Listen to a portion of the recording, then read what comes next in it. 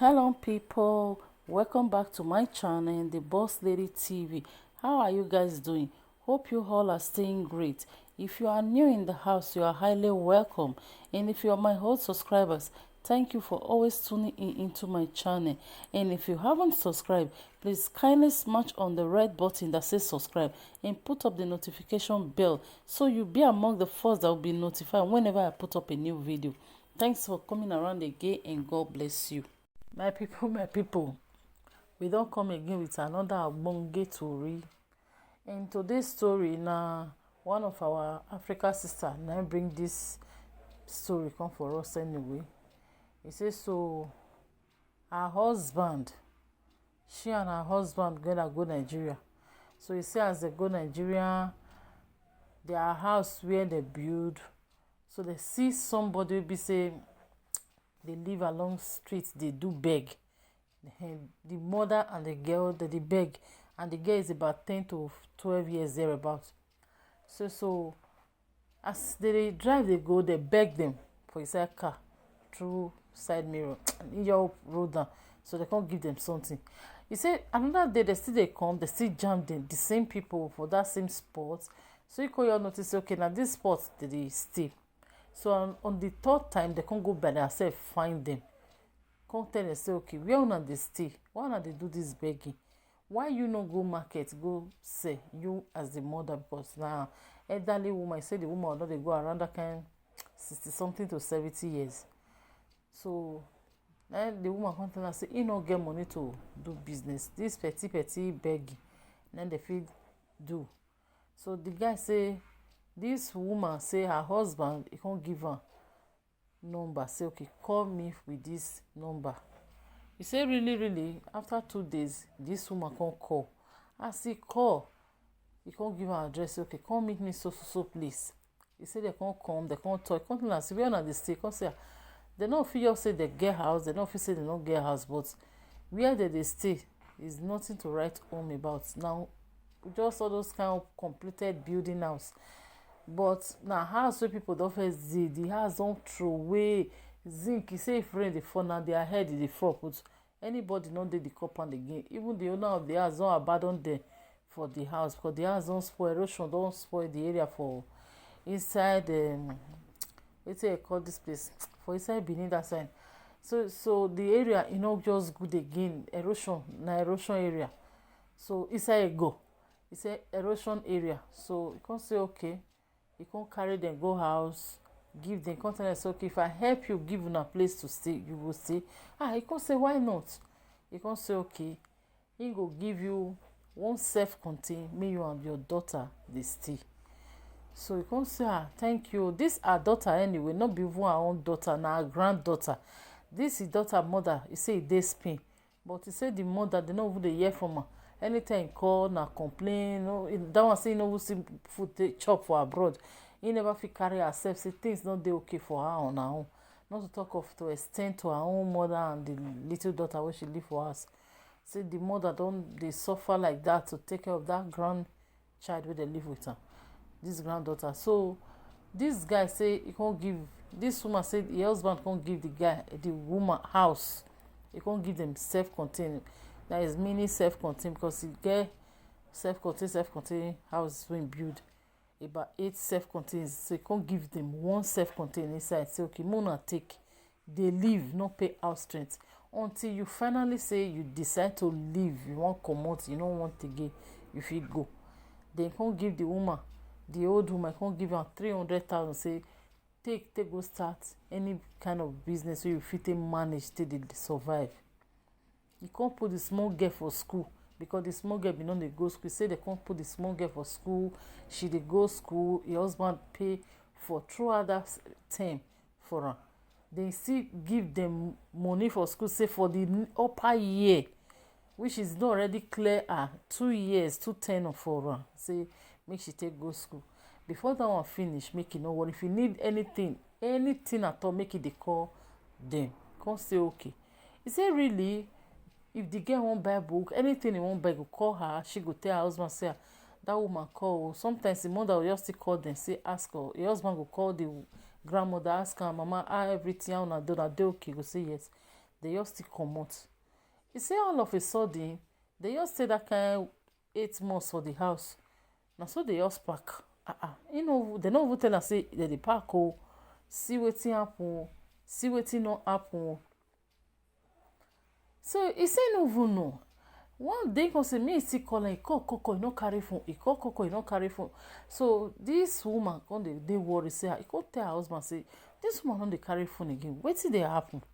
So this woman right now, her husband come call another ten ant for the same compound wey still be their ten ant, but all those one na normal ten ant wey dey pay. Say abeg, where this woman wey dey so room with her granddaughter?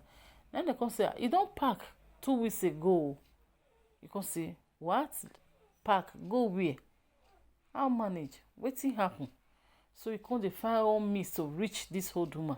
This woman, no be say e don too hold that much, but na still advanced woman. Come dey call, find everywhere to reach am. E no fit reach am until one day the woman come call. After e don reach about 3-4 months, say the woman come call. When e call, e don finish course. He pack comot for your house o. He don pack. Mama, we offend you. My wife offend you. I offend you. Why you pack like that? Without you no even tell anybody. Wetin happen? He say in spirit tell him say that man, which is this woman wey bring matter husband wey dey abroad, so say the man dey sponsor this her granddaughter make e for come marry am tomorrow. Say he no want make his daughter be second hand man wey don fit get wife, and secondly the man don advance. The man na about 50 years and the granddaughter na just less than 15 years, about 12 to 13 years old. So in mind, her instincts dey tell am say the man dey sponsor this girl, make he sponsor am go school, make she grow reach right age, maybe that kind 18 or 17 and above. Come tell am say him get in ten tion to marry am and make him sponsor am. Come say Jesus, if he wan even marry second wife, he no sit there for outside when he go first go train 13 years to 12 13 years old, go reach when he go ripe, come take marry. How many years him get? How many years him? Why you won't think all those kind of things? Where those kind of mentality even come from? So the woman say come vex, he reverse. Say, why una we be Nigerians? No, they do truthful, trustful. Why you even raising that kind of thing? Say even if her husband won't go remarry, women no for abroad where they small girls not for everywhere. Even Nigeria, girls not the way they find husband if you really desperate to marry. Now do you want to go spend money? They do all these things. They even beg your husband make they help you. They do all these things willingly. Then ask and say, okay, how many times a husband they call una? Then the woman say, no, we say your husband they call. Now you now there is the man who they took call. Now the woman they call pass. And this man over they call this small girl. Now this woman they call, if the girl need anything, then go call this man wife for abroad. You know they call the man direct. They don't get communication. The man know they won't get time. You know they call them. He said, why you go for reason all those kind of things? Then I go one married woman, they spend money, they sponsor her. I go still put my wife into the line. Even if my wife just ugly pass for the whole world or na bad person. If I don't want my wife, I better leave her than to disrespect my wife so low to they spend money for another woman head when my wife know. Because say, madam, you betray the trust I have for you to keep you for this house. You just betray the trust for me to even help anybody again for your life. Now the woman come the beg say, wetin make him even call so? Say that his daughter, his granddaughter right now, he get paper, book we want buy, they want do exam. Now the man say, you heard correct? They do you, so you no fear. Now because of the money you come make you call me after 3 months. And so you take cost the phone for head. The woman read the verse, the man the verse. So then the woman come ask me, say, okay, with all these things, make you advise your husband again, make he still go pay that new school fees again. Now for that girl, buy the book again for that girl, because the mama say get book when you want buy now, they want do exam. make e still buy the book for am or make e really abandon there as dem don comot. Imagine people wey dem put for house wey e comot without dem no even talk say we dey go o.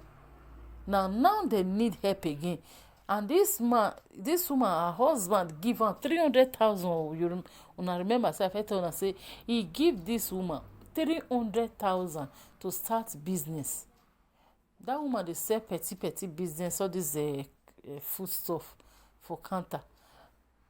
Why e no go fit get money when e wan take by himself still from there dey sponsor this her granddaughter, since e say e no trust that man in ten tion wey take dey help, say e get another motive.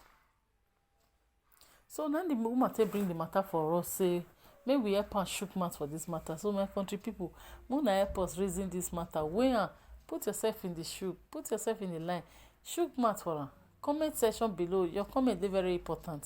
Make this woman really advise her husband again to give this woman, this old woman, money to pay for this book for her granddaughter to redo the exam really, or make e abandon them as the don by themselves take their own decision from their step. Wetin una reason? Thank you for this video. Una take sit down lis ten from beginning to the ending. Thank you all very much. My people, thanks for coming around again. See you on our next video. Bye.